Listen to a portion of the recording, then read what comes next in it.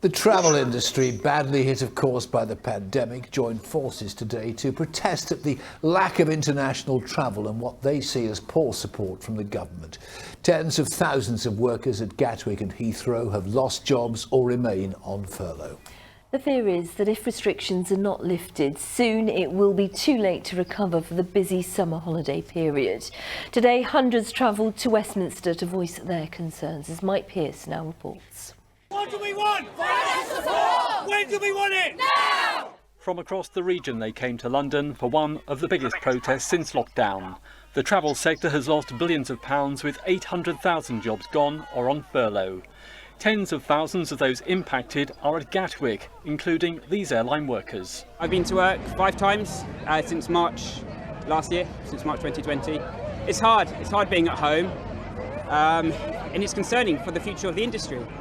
You know, for now, thankfully, we're still employed, but there's worries for all of us. To have it completely just decimated is what it feels like at the moment. It's been quite sad. It's been quite upsetting.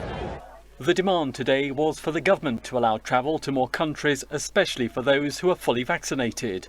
More financial support is also being campaigned for with an extension of the furlough scheme.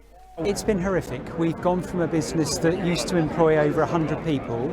We're down now to about 35, 36 people, including the 4 owners. We used to have 3 offices, one in Tunbridge Wells, one in Maidstone and one in London, and we're now down to just 1 office in Tunbridge Wells.